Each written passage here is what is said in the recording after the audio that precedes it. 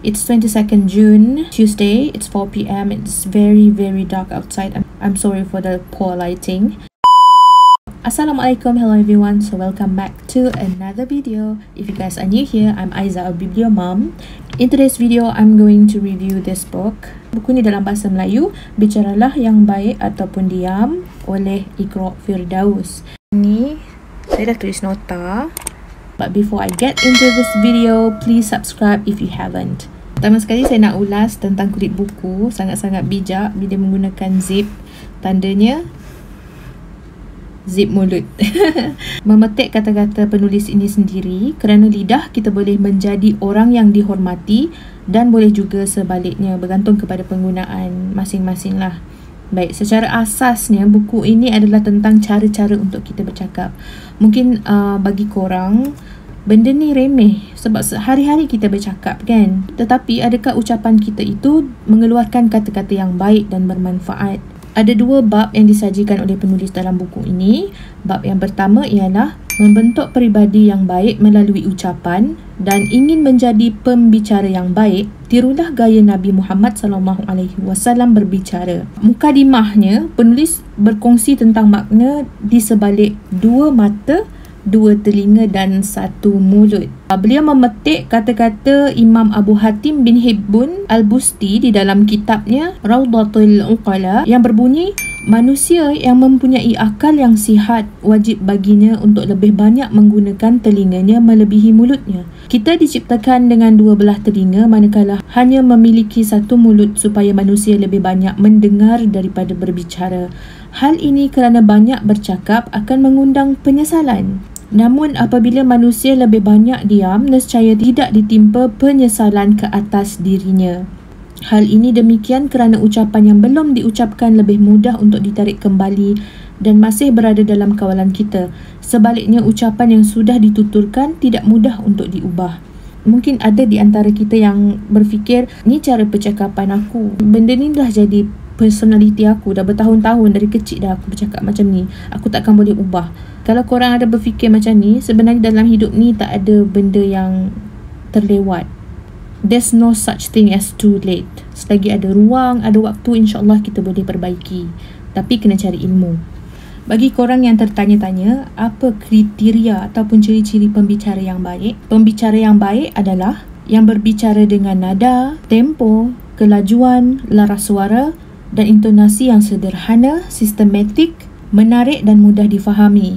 5 pengajaran penting yang saya belajar dari buku ni adalah: lihat dan dengar sebelum berkata-kata. Setiap apa yang kita ucapkan dan lakukan menjadi isi dalam catatan amal. Bercakap hanya bila perlu seperti berdakwah dan berdebat dengan sihat, dan ucapkan hanya perkataan yang baik dan bermanfaat. Bercakap terlalu laju dan perlahan serta bercakap terlalu banyak tanpa isi yang tepat dan baik tidak membuatkan kita nampak lebih bijak. Membuat hantaran bertulis di media sosial sama seperti bercakap. Buruk atau baiknya media sosial itu bergantung pada penggunaannya atau pemilik akaun yang mengendalikannya. Kata-kata mempengaruhi sesuatu hubungan, tidak kira perkahwinan, kekeluargaan dan persahabatan mahupun kemasyarakatan. Ada tak antara kita yang telah kehilangan hubungan persahabatan dengan kawan kita bila kita mengucapkan sesuatu yang mungkin secara sengaja atau tidak, sedar atau tidak, telah menyakiti hati mereka, menyinggung perasaan mereka. Buku ni kecil-kecil cili padi. Harganya pun murah, Semenanjung Malaysia RM14 dan Sabah Sarawak RM16.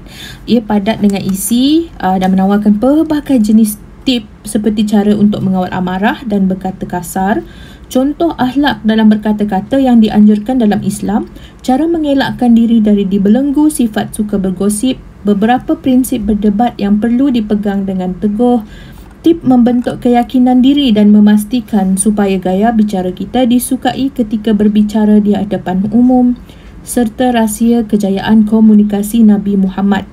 Penulis juga ada letakkan hasil kajian tentang beberapa perkara seperti kemampuan otak manusia menerima kata per minit. Buku ni sangat menepati objektif lah bagi saya.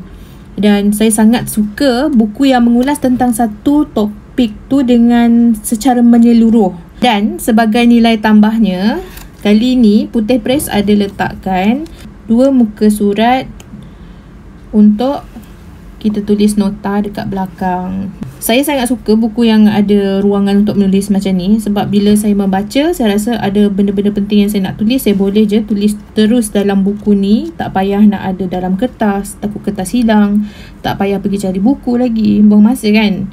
Saya sangat recommend buku ni untuk korang baca. Saya beri buku ini 4.5 bintang. Saya akhiri video resensi saya pada kali ini dengan berkongsi satu kata-kata mutiara daripada penulis sendiri. Orang-orang yang besar berbicara tentang idea-idea, sementara orang-orang biasa suka berbicara tentang diri mereka sendiri.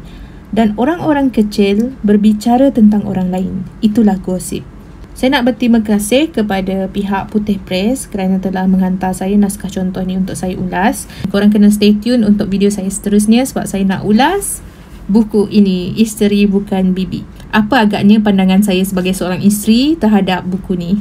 And I guess that's all for today's video. I hope you guys get something out of this video. I hope you guys enjoyed this. If you guys do, please like this video and don't forget to subscribe to my channel to help me grow. At least say hi maybe, because I wanted to appreciate each and every one of you. I'll see you in the next one. Bye. Assalamualaikum.